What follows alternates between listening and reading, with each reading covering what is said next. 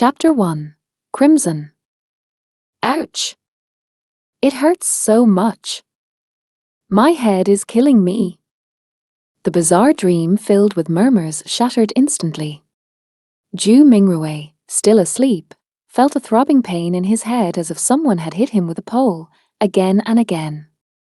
No, it was more like a sharp object had pierced his temple, twisting it in the process. Ouch! In his stupor, Ju Mingrue tried to turn over, hold his head, and sit up, but he couldn't move his limbs. They refused to budge, leaving him completely immobilized and helpless. It looks like I'm still not awake, still dreaming. Maybe in a short while I'll think I'm awake, but I'm still sleeping. Ju Mingrue, used to such disorienting experiences, struggled to focus and break free from the shackles of darkness and confusion. However, while half awake, he tried to focus his will that felt as insubstantial as a wisp of fog, there one moment and gone the next. His thoughts refused to be controlled or examined. No matter how hard he tried, his focus kept slipping away as random notions and images bubbled up unbidden. Why would I suddenly get such a terrible headache in the middle of the night? And it's so painful. Could it be a cerebral hemorrhage or something? F***K. Am I going to die young like this? I need to wake up. Now. Oh. It doesn't hurt as much as before, but it still feels like a blunt knife is slowly slicing through my brain. Looks like I can't go back to sleep. How am I supposed to work tomorrow? Why am I even thinking about work? With a headache like this, I should take the day off. No need to worry about the manager's nagging. Hey, putting it that way, it doesn't seem too bad. Hee, I can end up getting some spare time for myself. The throbbing pain allowed Ju Mingrue to gradually gather immaterial strength. Finally, he straightened his back and opened his eyes, fully breaking free from his reverie. His vision first blurred, then was tinged with a faint crimson. He saw a wooden desk in front of him with an open notebook in the center. The pages were coarse and yellowed, with an eye-catching sentence written in deep black ink at the top. To the left of the notebook was a stack of neatly arranged books, numbering about 8. The wall to their right had greyish-white pipes and a wall lamp connected to them. The lamp had a classic Western style, about half the size of an adult's head, with a transparent glass inner layer and a black metal grid on the outside. Diagonally beneath the extinguished wall lamp was a black ink bottle bathed in a pale red glow. Its embossed surface formed a blurry angel pattern. In front of the ink bottle, to the right of the notebook, lay a dark-coloured pen with a rounded body. Its tip shimmered faintly, and its cap rested next to a brass revolver. A gun? A revolver? Ju Mingrue was stunned. Everything he saw was so unfamiliar and looked nothing like his room. In his shock and confusion, he noticed that the desk, notebook, ink bottle, and revolver were covered in a layer of crimson aveille from the light shining through the window. Subconsciously, he lifted his head and his gaze slowly moved upwards. In mid-aisle, against a backdrop of black velvet curtains, a crimson moon hung high, shining silently. Ju Mingrue felt inexplicably terrified and stood up abruptly. But before he could straighten his legs, his head throbbed with pain again, causing him to lose strength and fall back heavily onto the hard wooden chair. Thud! The pain did little. Ju Mingrue propped himself up with his hands on the table, stood up again, and turned around in a panic, examining his surroundings. It was a small room with a brown door on each side and a wooden bunk bed against the opposite wall. Between the bed and the left door was a cabinet with 2 open doors on top and 5 drawers below.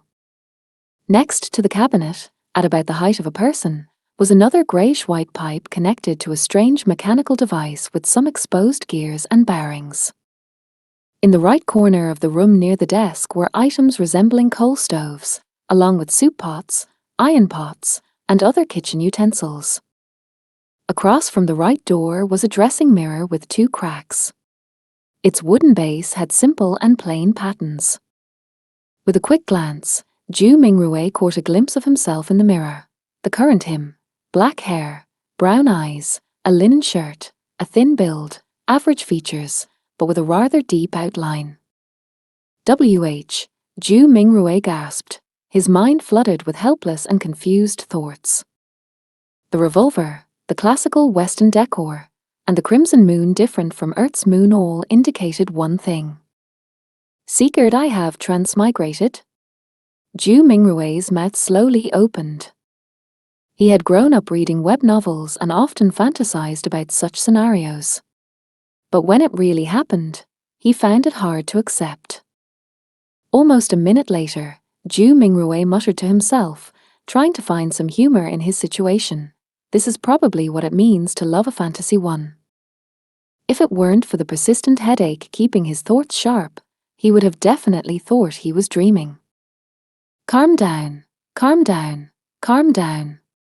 After taking a few deep breaths, Ju Mingrue tried hard to stop panicking. At that moment, as his mind and body calmed down, memories began flooding him, slowly appearing in his mind. Klein Moretti, a citizen of the northern continent's Lun Kingdom, a war county, city of Tingen. He is also a recent graduate from the Department of History at Koei University. His father was a sergeant in the Imperial Army who died in a colonial conflict on the southern continent. The compensation money allowed Klein to attend a private grammar school, laying the foundation for his university admission. His mother was a devotee of the Evernight goddess. She passed away the year Klein passed the entrance examinations to Koei University. He also has an elder brother and a younger sister. They live together in a 2-bedroom apartment. Their family is not wealthy, even struggling. They are currently supported by his elder brother who works as a clerk at an import and export company. As a history graduate, Klein had learned the ancient Fasak language, considered the source of all languages in the northern continent, and the Hermes language often found in ancient mausoleums related to rituals and prayers. Hermes language? Ju Mingrue's mind stirred. He reached out to rub his throbbing temples and looked at the open notebook on the desk. The text on the yellowed paper went from strange to alien, then from alien to familiar, until it became readable. It was text written in Hermes language. Hiss! Ju Mingrue felt inexplicably horrified. He instinctively leaned back, trying to distance himself from the notebook and the text on it. He was so weak he nearly fell, but managed to grab the edge of the table in a panic. The surrounding air felt turbulent, with faint whispers echoing around him. It reminded him of hearing horror stories from his elders when he was young. He shook his head, telling himself it was just an illusion. Ju Mingrue steadied himself, shifted his gaze from the notebook, and took deep breaths. This time, his gaze landed on the shimmering brass revolver. A sudden question popped into his mind. With Klein's family situation, how could they afford or even get a revolver? Ju Mingrue couldn't help but frown. While deep in thought, he suddenly noticed a red handprint on the edge of the table. Its color was deeper than the moonlight and thicker than the veil. It was a bloody handprint. A bloody handprint? Ju Mingrue subconsciously turned over his right hand that had been holding the edge of the table. Looking down, he saw his palm and fingers were covered in blood. At the same time, the throbbing pain in his head continued. Although it had weakened a little, it was still persistent. Did I smash my head? Ju Mingrue wondered as he turned around and walked towards the cracked dressing mirror. A few steps later, a medium-built figure with black hair and brown eyes came into view. The person had a distinctly scholarly air. Is this me now? Klein Moretti? Ju Mingrue paused for a moment. Due to the dim light, he couldn't see clearly, so he moved forward until he was just a step away from the mirror. Using the crimson moonlight, he turned his head to check the side of his forehead. The clear reflection in the mirror showed a grotesque wound on his temple, with burn marks around it. The area was stained with blood, and greyish-white brain matter slowly wriggled within.